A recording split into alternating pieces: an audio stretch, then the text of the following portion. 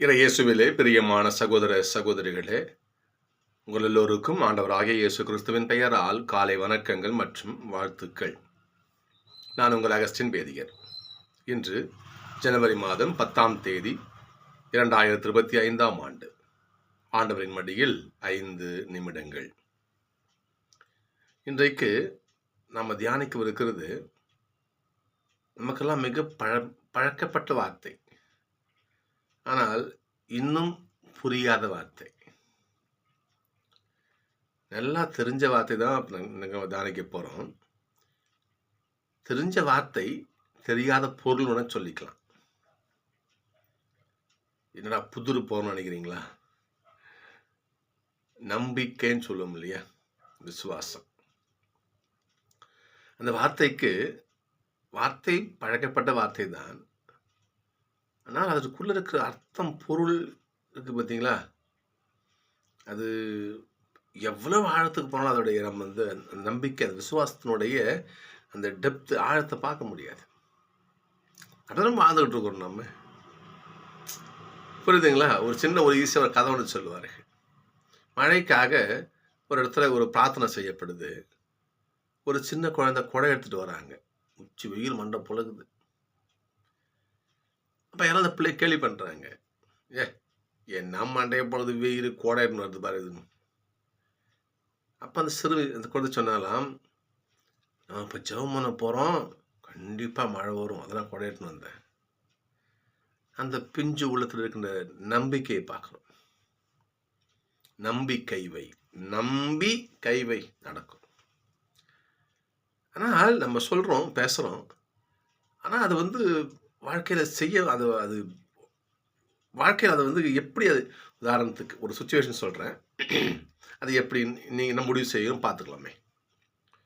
ஒரு ஃபோட்டோகிராஃபர் மலை உச்சியில் போயிட்டு நல்லா அழகான படத்தாங்க, மலையில் மேகங்கள் சுழ மலைகள் இருக்கும் இல்லையா, அழகாக ஃபோட்டோ எடுத்து அப்படியே வரார்.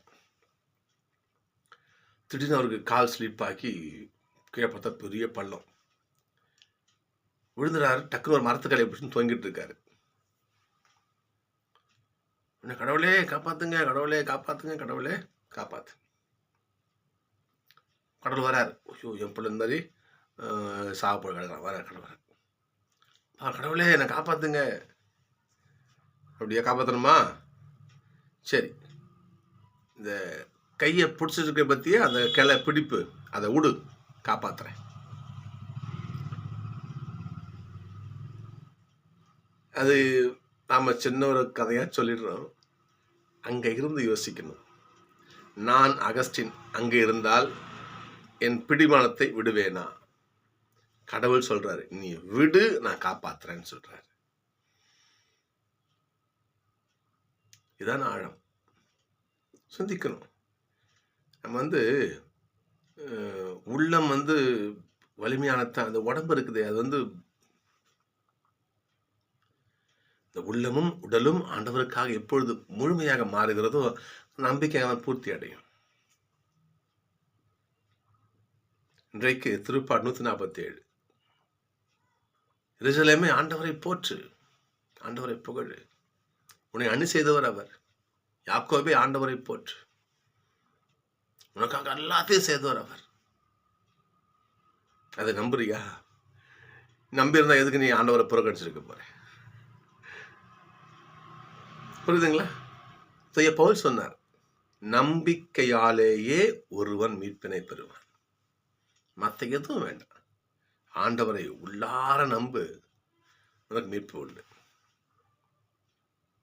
ரோமரில் 10:9 இவ்வாறு வரும், இயேசு கிறிஸ்து ஆண்டவரான எவன் விசுவசிக்கிறானோ அவனுக்கே மீட்பு. ரோமர் 10:9. எவன் ஒருவன் இயேசு கிறிஸ்து ஆண்டவர், அவர் கடவுளுடைய பிள்ளை, கடவுள் இறைமகன், அவரை 3 நாள் உயிர்த்தெழச் செய்தார், இன்றைக்கு தந்தை வலப்பாதத்தில் வீற்றிருக்கார் என்று எவன் நம்புகிறானோ அவனே மீட்பினை பெறுவான். ரோமர் 10:9. ஆண்டவரை நம்பணும், நம்பினால் மீட்பு. இன்னைக்கு முதல் வாசிக்கிறோம். நாம் இன்னைக்கு 1 யோவானில் வாசிக்கிறோம், 5ஆம் அதிகாரம் 5-13. இந்த நூலுடைய பின்னணியை நான் சொல்லியிருக்கிறேன். நான் திரும்பவும் சொல்றேன். கிபி முதல் நூற்றாண்டுல நிறைய தப்புரைகள், தவறான கருத்துக்கள் மக்கள் மத்தியிலே பரவ விடப்பட்டது. தந்தை ஒருவரே கடவுள், இயேசு கடவுள் கிடையாது. இயேசு பிறக்கும் போதும் இறக்கும் போது தான் அவர் கடவுளா இருந்தாரு. இடைப்பட்ட கடவுள், அவர் கடவுள் கிடையாது என்ற நிறைய தப்பறையான விஷயங்கள்லாம் என்ன பண்ண சமுதாயத்தில் உலவி கொண்டிருந்தது. அப்படிப்பட்ட அந்த சூழ்நிலையிலே தான் புனித யோவான் இந்த நூலை மக்களுக்கு எழுதுகிறார். இன்னைக்கு முதல் வரியே வாசிக்கணும் பாருங்களேன். இயேசு இறைமகன் என்று நம்புவோரை தவிர உலகை வெல்வோர் யார்? இயேசப்பா கடவுள், நம்மை மீட்க வந்த தெய்வம் இல்லையா? இவரை கண்டவன் தந்தையை கண்டான். இயேசு கிறிஸ்து மனு உருவெடுத்த தெய்வம் ஆண்டவனை எவன் நம்புகிறானோ அவன் தான் உலகை வெல்வான். வச்சு பாருங்க பார்ப்போம். யூதர்களுக்கு ஒரு பழக்கம் உண்டு. அவங்க சாட்சி கேட்பாங்க. யூதர்களுக்கு ஒரு பழக்கம் உண்டு. பவுல் சொல்லுவார், கொரிந்தியர்ல சொல்லுவார், கிரேக்கர்கள் ஞானத்தை தேடுகிறார்கள், ஆனால் யூதர்கள் என்ன பண்றாங்க, அரும் அடையாளத்தை நாடுகிறார்கள். அவங்க செஞ்சு காட்டணும், மேஜிக் பண்ணி காட்டணும், சாட்சி வேணும் அவங்களுக்கு, அடையாளம் காட்டு. ஏசவரை கேட்பாங்க இல்லையா, மாதத்துல வந்து ஒன்று உழ வச்சு ஒரு மேஜிக் பண்ணி காட்டுங்க. ஏசவ சொல்லுவார், உங்களுக்கு யோனாவின் அடையாளம் தவிர வேற அடையாளம் கிடையாது. யோனா எப்படி மீண்டும் வயத்துல 3 நாள் இருந்து வெளியே வந்தாரோ அதே போல மானிட மகன் 3 நாட்கள் கடலிலிருந்து வெளியே வருவார். அவங்களுக்கு அடையாளம் பண்ணி காட்டணும், மேஜிக் பண்ணி காட்டினப்ப நம்புவாங்க அவங்க. நிவாசம் பாருங்க பார்ப்போம். அந்த சாட்சியில் நம்ம எப்படி சாட்சின்னா, இனச்சட்டத்தில் 17:6 வேறு வரும், 19:15 வேறு வரும். ஒரு விஷயத்தை நம்பணும்னா அதுக்கு சாட்சி, ஒரு சாட்சி சொன்னால் பத்தாது, 2 அல்ல 3 சாட்சி சொல்லணும். 3 சாட்சி சொல்லாம நம்ப முடியும். நம்புவாங்க, நம்ப மாட்டாங்க. நம்ப மாட்டாங்க. அதான் பேசப்பட இருவராக நட்சத்திர போதிக்க அனுப்புறார். ஒரு புதுமை நடந்தால் 2% நம்புவாங்க மக்கள். அப்போ யோசிச்சு பாருங்க பார்ப்போம். அப்போ இங்க யோவான் அவங்க சாட்சி கொடுக்குறாரு பாருங்க. உங்களுக்கு சாட்சி தானே வேணும்? நீர் சாட்சி, ரத்தம் சாட்சி, தூய ஆவியார் 3 சாட்சி இருக்குதுயா. ஏன் மனுஷங்க தராங்க சாட்சி, அதை நீங்க நம்புறீங்க. நீங்க கடவுள் சாட்சி சொல்றாரு, இவரை அன்பார்ந்த மகன், இவர் நான் பூரிப்படைகிறேன் தந்தையான சொன்ன வார்த்தையாச்சு, அதை நம்ப மாட்டீங்களே நீங்க. தந்தையை நம்புற மகன் நம்ப மாட்டோம். எவன் தந்தையை நம்புகிறானோ அவன் மகனையும் நம்ப வேண்டும். அப்படி நம்பினால்தான், நம்பிக்கை இருந்தால்தான், அவனோட விசுவசித்தால்தான் நம்ம வாழ்க்கையில புதுமை, மகிழ்ச்சி, சந்தோஷம் எல்லாமே. தூய பவுலுடைய அர்த்தம் சொல்ற பாருங்க, நம்பிக்கையினால் தான் ஒருவன் மீட்பினை பெற முடியும். இயேசு கிறிஸ்து ஆண்டவரான எவன் நம்புகிறானோ, ரோமையர் 10:9, இயேசு கிறிஸ்து ஆண்டவரை எவன் விசுவசிக்கிறானோ அவனுக்கே மீட்பு. நம்பணும். இப்ப என்ன பண்றாங்க பார்ப்போம். அந்த தொழுநோயாளர் புதுமைக்கு போவோம். இப்ப நம்ம லூக்காவில் பாருங்க பார்ப்போம். ஒரு தொழுநோயாளர், நம்ம இப்ப ஈஸியாக சொல்றோம். நாம இப்போ தொழுநோய்னா இப்ப நம்ம ரொம்ப ஈஸியாக, ஆனா அந்த காலத்துல அது மிக கொடிய நோய். யாருக்கு அந்த தொழுநோய் வரும் தெரியுங்களா? அவங்க நம்பினாங்க, யூதர்கள் நம்பினாங்க. யாருக்கு தொழுநோய் வரும்னா, எவன் ஒருவன் கடவுளுக்கு எதிராக செயல்படுகிறானோ அவனுக்குத்தான் தொழுநோய் வரும்னு நம்பினாங்க அவங்க. மிரியாம், மோசனுடைய சகோதரி, என்ன பண்ணுவாங்க, அந்த தொழுநோய் வரதுக்கு முன்பாக என்ன பண்ணுவாங்க, மோசேவையும் ஆரோனையும் எதிர்த்து பேசுவாங்க. அவங்க மேல ஒரு காழ்ப்புணர்ச்சியா இருப்பாங்க.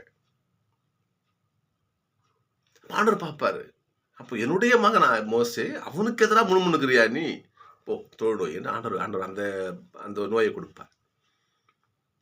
அப்ப கடவுளுக்கு எதிராக எவன் பாவம் செய்கிறானோ, எவன் தேவ துரோகம் சொல்றது, கடவுளுக்கு எதிராக தவறு செய்கிறவன், அவனுக்கு தான் அப்போ அது மிக கொடிய நோய். அந்த நோய் வந்து அவன் ஊரில் இருக்கக்கூடாது. எங்கேயாவது காடு, மலை காட்டில் எங்கேயாவது இருக்கணும். அப்படிதான் இருப்பாங்க. அவங்க தொழிலாளர்களாக தான் இருப்பாங்க. அப்படி அந்த தொழிலாளர் காட்டில் இருக்கும் பொழுது நல்ல மனிதர்கள் அப்படி போன வச்சுங்களேன், அங்கே மணி அடிப்பாங்களாம். மணி அடித்து நாங்கள் இங்கே தொழிலாளர் இருக்கிறோம், நாங்கள் இங்கே வராதிங்க கத்துருமா. அது வந்து ஒரு மரபம் அவங்களுக்கு. அப்படிப்பட்ட தொழுநோயால் பீடிக்கப்பட்ட ஒருவன் ஆண்டவர் இயேசு பார்க்குறான். ஆண்டவரே, நீர் விரும்பினால் நான் குணமாயிடுவேன். நம்பிக்கையை பாருங்க ஐயா. நீங்க நான் நல்லா இருக்கணும்னு நீங்க ஆசைப்பட்டீங்கன்னா போதும், நான் குணமாயிடுவேன். எந்த அளவுக்கு நம்பிக்கை பாருங்க அவனுக்கு. சகோதரர்களே, நம்பிக்கை தான் புதுமைக்கு அச்சாணி. நம்பிக்கை தான் அருங்குறிகளுக்கு அச்சாணி. சொந்த ஊருக்கு போவார், ராசத்தூருக்கு போவார், நான் நம்ப மாட்டாங்க. பைபிள் இருக்கும், அங்கேயே அவர் எண்ணற்ற அருள் செயல்களை செய்யலை. ஏன்னா இவங்க நம்பலையே. தச்சமாக வந்துக்கிறான், தான் பார்த்தாங்க அவங்க.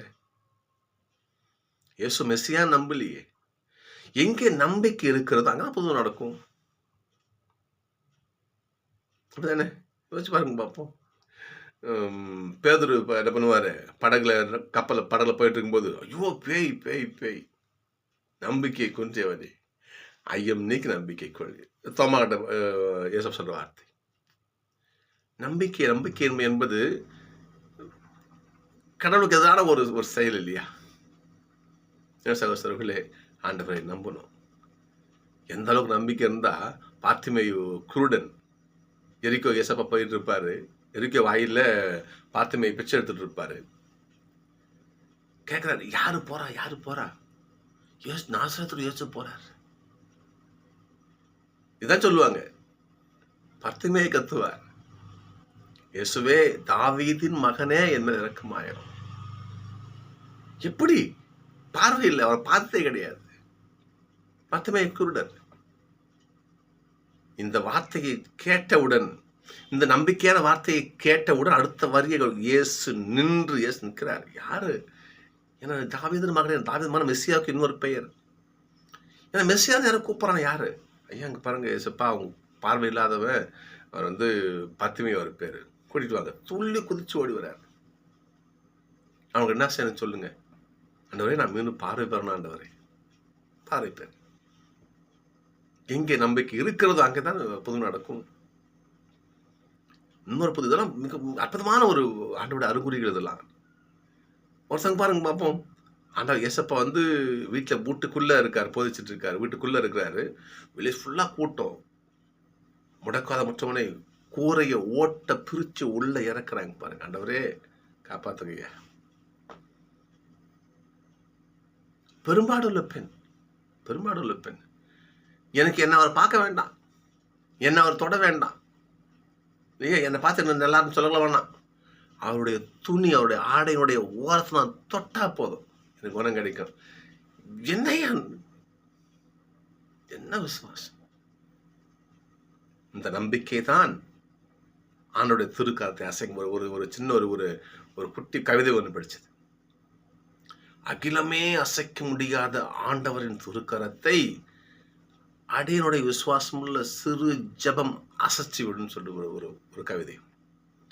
அகிலமே அசைக்க முடியாத ஆண்டவருடைய திருக்கரத்தை என்னுடைய நம்பி விசுவாசம் ஜபிக்கிற சின்ன ஜபம் அசைச்சிருமா. அந்த கை எந்திரிச்சு ஆசீர்வாதம் பண்ணுமா. நம்பிக்கையோடு எவன் கேட்கிறானோ அவன் பெற்றுக் கொடுக்கிறான். சொன்ன வார்த்தை, கேளுங்கள் கொடுக்கப்படும், தட்டுங்கள் திறக்கப்படும், தேடுங்கள் கண்டடைவீர்கள். எவன் விசுவாசத்தோடு கேட்கிறானோ பெற்றுக்கொள்கிறான். ஆன்ற வார்த்தை, பெற்றுக்கொள்கிறான். பாருங்க பார்ப்போம். குருடன் கேட்கிறான் பாருங்க, அது தொழுநோய் பீடித்தல் கேட்கிறான் பாருங்க. நீர் விரும்பினால் நான் குணமாயிடுவேங்க. அது ஒண்ணு வேணாம். ஏசப்பா சிம்பிளா சொல்றாரு, விரும்புகிறேன், குணமாகி போறான்.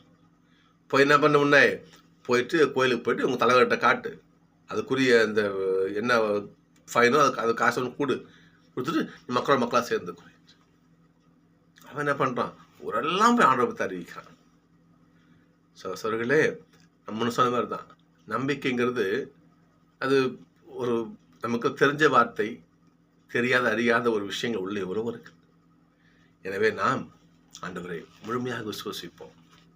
இந்த தொழுகையானை போல, ஆண்டவரே நீங்க விரும்புகிறீங்கன்னா நான் குணமாயிடுவேன். என்ன கஷ்டம் இருக்கட்டுமே, என்ன கஷ்டம் இருக்கட்டுமே, என்ன கஷ்டம், எவ்வளோ கஷ்டம் இருக்கட்டும். குடும்பத்தில் பண பிரச்சனையோ, மனசு மன உளைச்சலோ, இல்லை பிள்ளைகளுக்கு திருமண பிரச்சனையோ, நமக்கு என்ன பிரச்சனை, போய் உட்காருவோம். உட்கார்ந்தால் அற்புதம் நடக்கும். திரும்ப சொல்ல மறப்போம். அகிலமே அசைக்க முடியாத ஆண்டுடைய திருக்கரத்தை அடியன் சிறு ஜபம் அசைத்து விடும். அது திரும்பி கொடையிட்டு போனா சொன்னாலே, கொடையிட்டு போனா பாருங்க, ஜபம் பண்ண போறோம், மழை வரும், நான் கொடை கொண்டு வந்திருக்கேன். அந்த நம்பிக்கை நமக்கு வேண்டும். யோசனை தான் ஆதி திருச்சி அது கிடையாது. அது அவங்க சாடுறாருங்க, சாடுறாரு. எவன் ஒருவன் கடவுளை இயேசப்பை ஏற்றுக்கொள்ள அவன் உலகை வெல்லுவான் என்று சொல்லுகிறார். சகோதரர்களே, நாம் உலகை வெல்ல வேண்டுமா? நம்மகிட்ட இருக்கிற பாவக்காரர்கள் நீங்க வேணுமா? நம்மகிட்ட கஷ்டம் கவலைகள் நீங்க வேணுமா? ஆண்டவரை நம்பி நம்பி பாருங்க பாப்போம். ஆண்டவரே நீரே மெஸ்ஸியா, உங்களுடைய திருக்கரத்தினுடைய ஆசீர்வாதம் எங்களுக்கு எல்லா கஷ்டத்தையும் போக்கும். நம்ம நம்பி பாருங்க. நம்பிக்கை வையுங்கள், நம்பிக்கை வையுங்கள். ஏசப்பா மேலே, ஏசப்பா நமது மத்தியிலே அநேக அற்புத காரியங்களை செய்வார். இதுல கொஞ்சம் கூட சந்தேகமே வேண்டாம். ஏனென்றால் திரும்ப சொல்றோமா, ஏனென்றால் நம்பிக்கையோடு கேட்கிறவர்கள் பெற்றுக்கொள்கிறார்கள், நம்பிக்கையோடு தட்டுகிறவர்கள் திறக்கப்படும், நம்பிக்கையோடு தேடுறவங்க கண்டடைவர். இது உறுதி உறுதி உறுதி. எனவே நாம் ஏசப்பா மெஸ்ஸியா என உளமாற விசுவசிப்போம். கடவுள் தாமே தன் மகன் வழியாக நமக்கு அநேக அற்புதங்களை செய்வார். 2 நாள் சந்திப்போம்.